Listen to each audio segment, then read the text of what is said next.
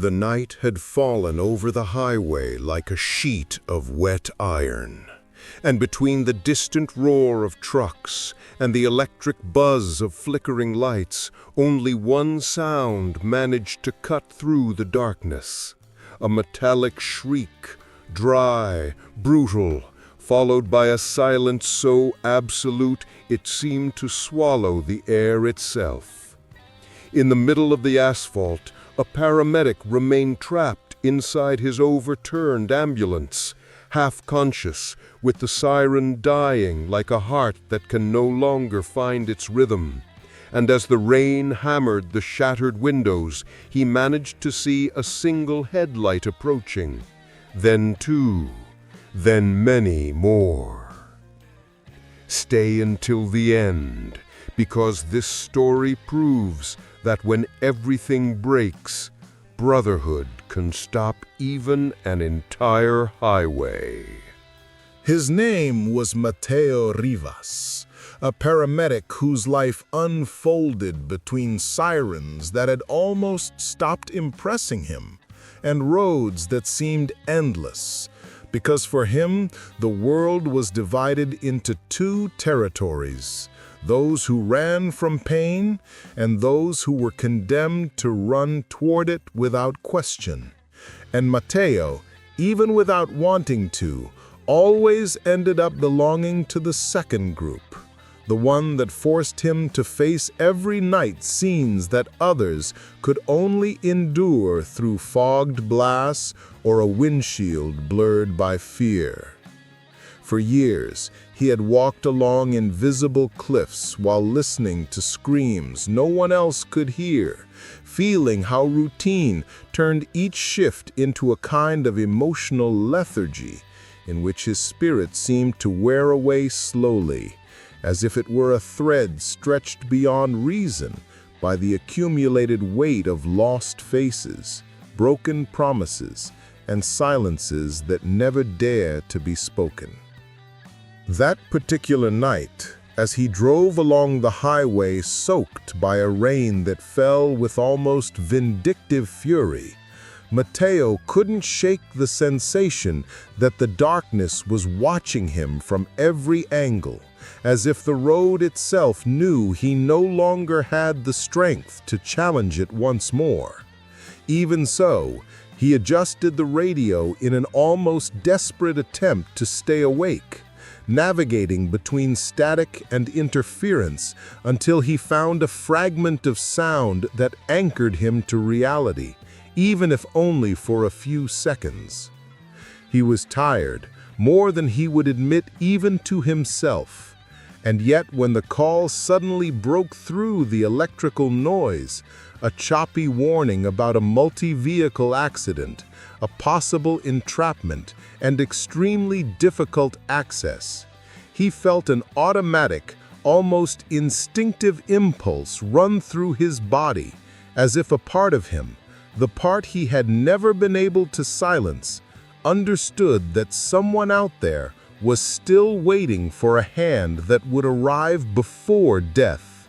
He accelerated without thinking, letting the adrenaline keep him conscious as the windshield filled with raindrops, so dense they seemed determined to erase the road, to erase him too. And for a few moments he believed he would make it in time, that once again the road would open just enough to allow him to do his duty. But then, in the most treacherous instant, just as the curve swallowed him like a dark mouth, a truck without lights emerged from nowhere like a gigantic shadow, unexpected, unavoidable, forcing a swerve that wasn't meant to save the ambulance, but simply avoid a head-on collision that would have ended everything. The screech of the tires on the wet asphalt was merely the prelude to a brutal spin in which the world began to collapse around him, first tilting, then rising, and finally falling in a sequence of sharp blows, shattering glass, flying instruments, and a strange silence that felt more like the echo of something breaking inside him than outside.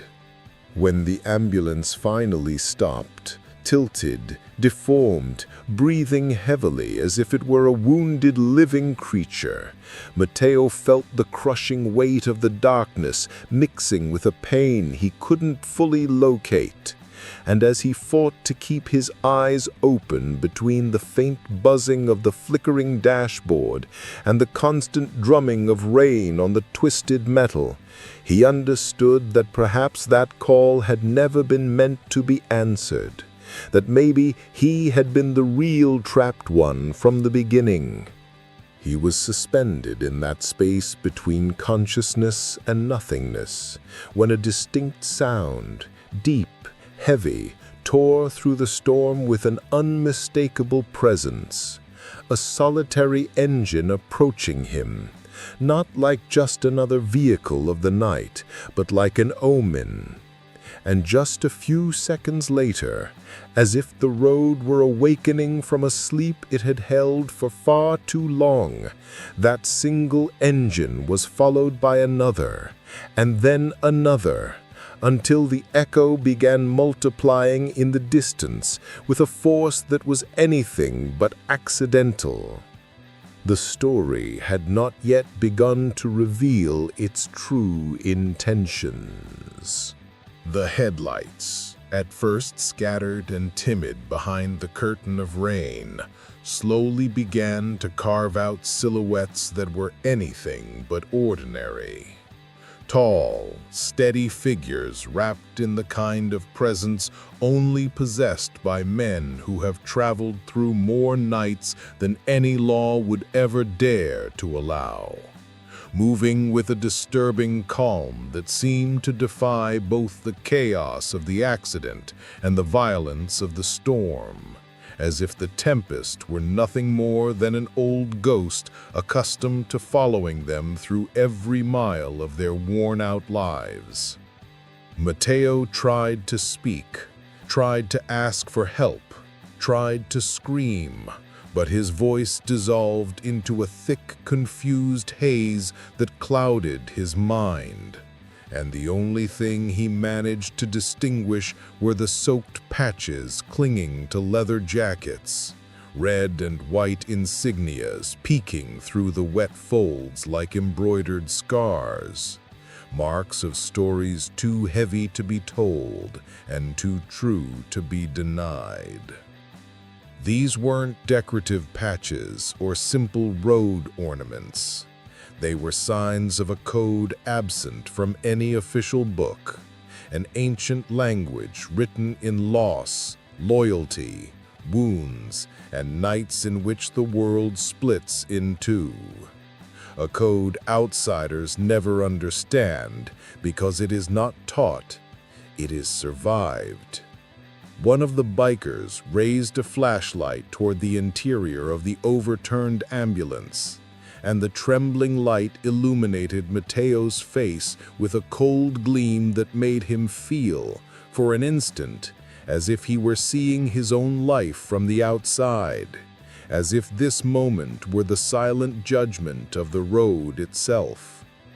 Meanwhile, another of the men, water sliding down his beard and his tattooed hands marked with stories written in black ink, leaned toward him with an almost protective slowness and murmured in a deep, almost paternal voice something Matteo barely managed to catch between his irregular breathing and the hum of twisted metal.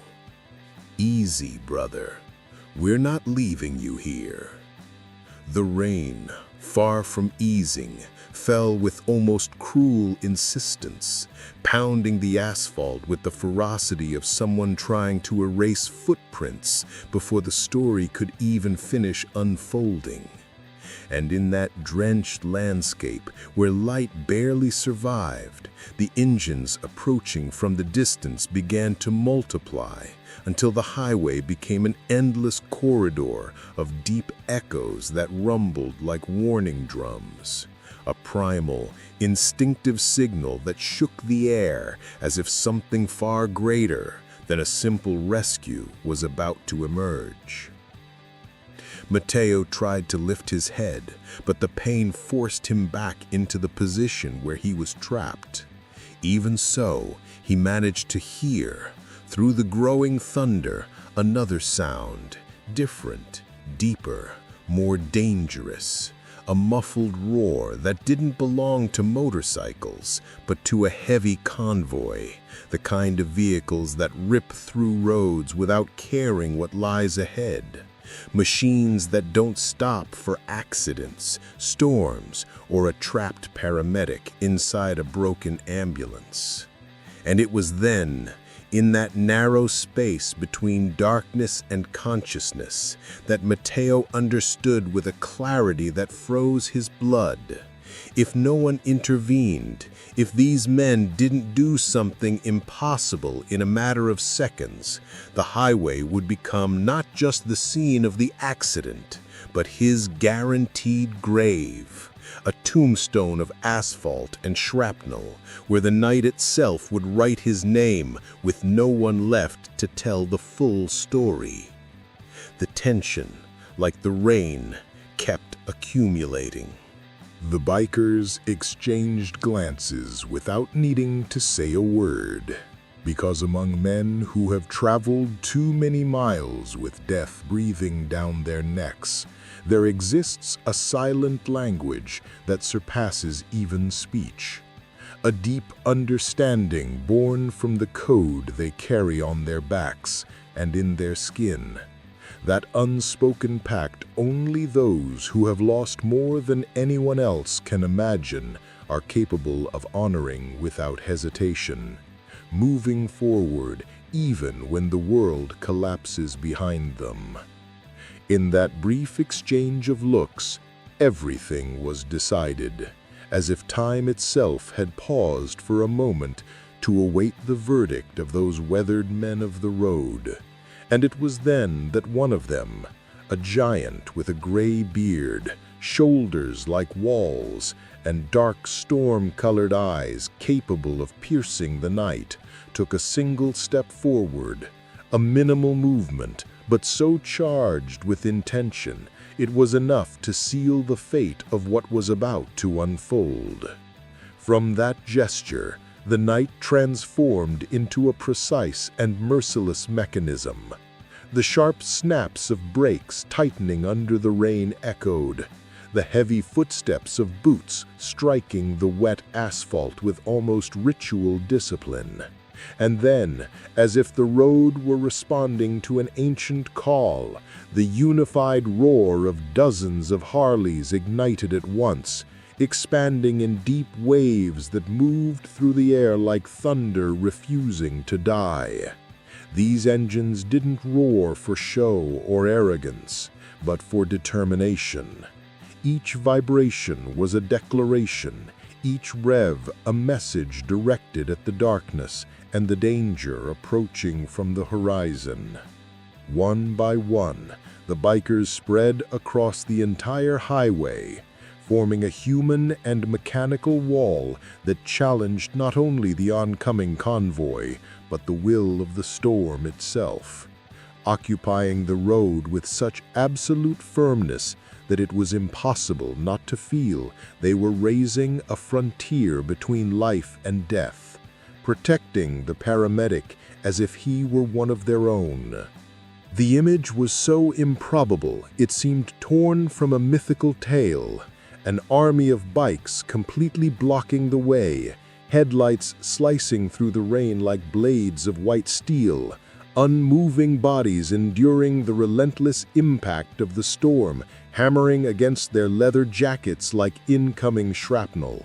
The road, for the first time all night, seemed to hold its breath and bow to the judgment of that impenetrable brotherhood. There, Under the open sky and the unyielding storm, a decision was being made that no rulebook would ever acknowledge, but that any man with a beating heart would understand instantly. Protect the innocent. Hold the line. Do not retreat even an inch, no matter if the world or a convoy crashes into you. If you believe loyalty still matters, subscribe to Hell's Road, because stories like this are only just beginning. The leader, that imposing man whose gray beard seemed to hold as many stories as the scars buried in his soul, knelt beside the overturned ambulance while the rest of the group instinctively spread along the highway, forming a human and metal barricade that, despite the fury of the storm, remained unmoving, solid, as if it had been carved out of the asphalt itself.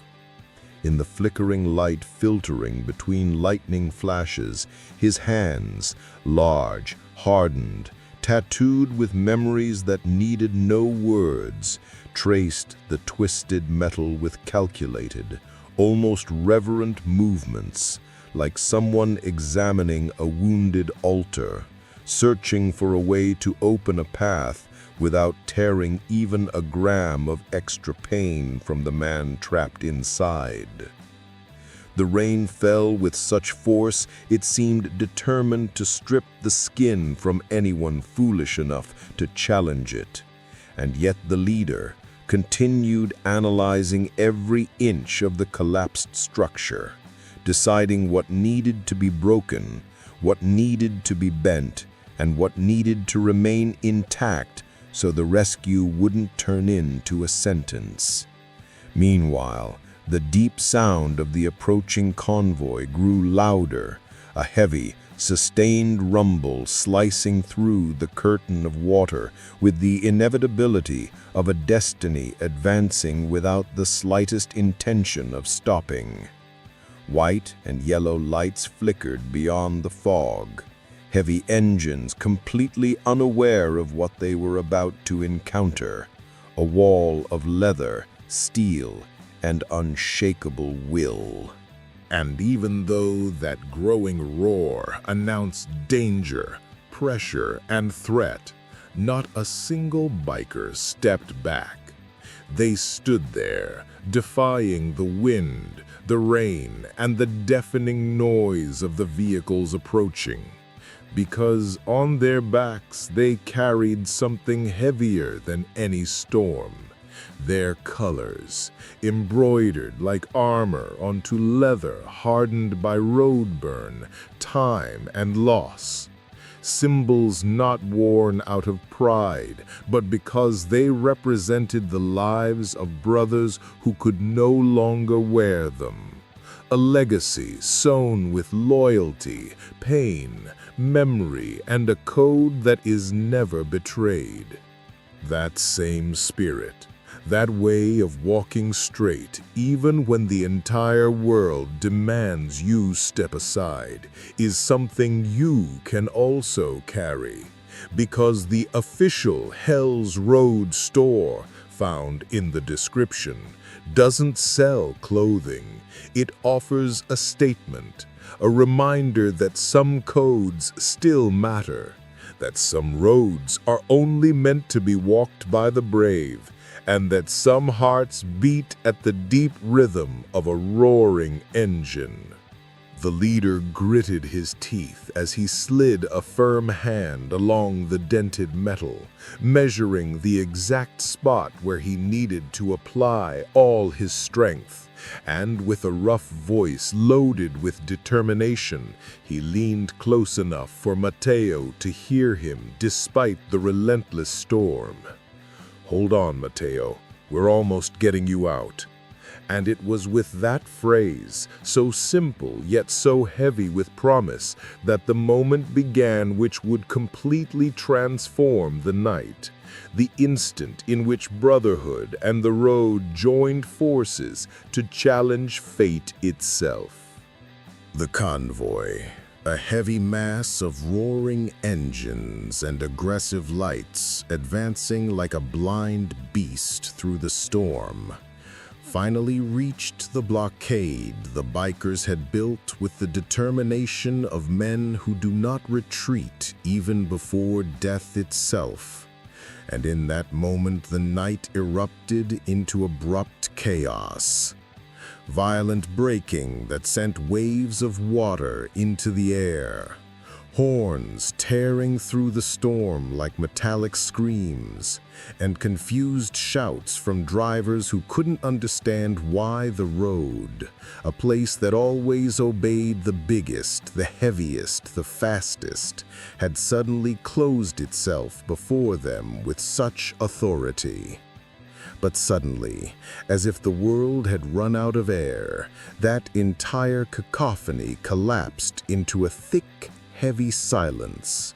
A silence not born from calm, but from the shock of seeing dozens of soaked men standing unmoving under the rain, like statues of steel and flesh, holding a line no one would be allowed to cross. While the convoy drivers argued amongst themselves, unsure whether this was a protest, an accident, an ambush, or collective madness, the bikers acted with the precise coordination of veterans who had seen more chaos than any civilian could endure in a lifetime. Tools in hand, some worn from years on the road, others improvised with whatever they had managed to pick up. They approached the overturned ambulance and, without wasting a second, shattered the side windshield with calculated movements, making the glass yield as if recognizing the authority of those hardened hands. One of them cut the belt that kept Matteo trapped, while two others, with a tenderness that contrasted violently with their storm-soaked leather and imposing presence, slid their arms beneath the paramedic's body and lifted him with almost brotherly care, as if rescuing him were not a medical emergency, but a sacred act. Matteo, dizzy from the impact, from the lack of air, from the haze clouding his thoughts, felt the cold rain striking his face, and although his vision flickered like a dying light, he sensed the strong hands holding him, the firm fingers keeping him steady, the deep voices telling him to breathe, to endure, to stay alive. And when he finally managed to lift his gaze beyond the men surrounding him, he saw something he never could have imagined, an endless line of motorcycles stretching across the highway, lights shining like watchful eyes, engines rumbling with the quiet force of an army that refused to take a single step back. It was a protective formation, a wall of steel and loyalty surrounding him as if he were one of their own, as if his life were part of the code they defended. In the distance, the convoy remained frozen, unable to advance, not because they lacked power or courage, but because something deeper, something instinctive and primal, prevented them from challenging the silent brotherhood that had taken absolute control of the road.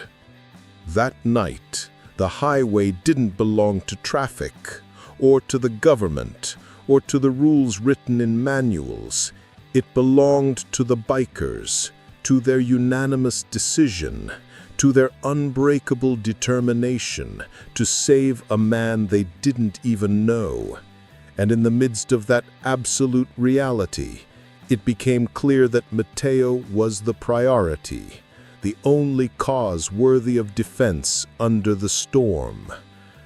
And no one, absolutely no one, was going to argue with that.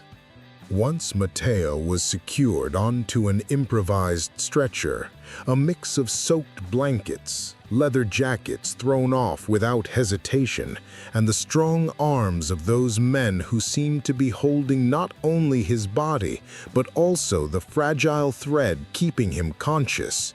The bikers opened their formation with the solemnity of an ancient ritual, allowing the emergency services who had finally managed to reach the scene from behind to get to him, while the heavy convoy retreated with almost reverent slowness, compelled not by orders or threats, but by the overwhelming sight of that brotherhood which, under the relentless rain, stood as firm as if forged from molten steel. The convoy drivers, who minutes earlier had advanced with the arrogant inertia of those who believe the road always belongs to them, now watched in silence, wrapped in humble confusion, as those soaked men seemed to control not only the passage, but even the rhythm of the world itself. When the official paramedics lifted Matteo and transferred him carefully to the second ambulance, the one that had stopped at a respectful distance, awaiting the biker's signal, he gathered what little strength remained to turn his head just enough to see them still there, forming a line that defied wind and rain, unmoving like sentinels from another era, watching him with a mixture of gravity, respect, and the silent promise that until the very last second, his life had been protected by something far greater than a uniform or a medical protocol. Their engines continued to roar, not with the aggression of speed, but with the deep heartbeat of a shared soul, a vibration that moved through the air as if the road itself breathed to the rhythm of that brotherhood. And as the ambulance doors closed, Matteo understood something that required no words, because the road had told him everything with the force of the storm, that there are routes leading to redemption, others existing only to become memory, but all share one thing when marked by true loyalty. If you want to keep that fire alive, the official Hell's Road store is below, where brotherhood lives beyond the story, where symbols are not clothing, but promises. Days later, when he was finally able to walk on his own, Matteo returned to the highway, not to work, but to understand. He stood there, listening to the wind between the posts, smelling the blend of asphalt and rain, trying to decipher how a group of strangers had put their bodies, their bikes, and their name on the line just to save his. And then he understood. It didn't matter who you were. It didn't matter your uniform, your past, or your mistakes. On the road, a life is worth whatever loyalty is willing to defend. And some brotherhoods simply refuse to let someone die alone. This was one of those forgotten legends of the asphalt, one that travels from engine to engine, from story to story. Subscribe to Hell's Road and ride with us into the next story.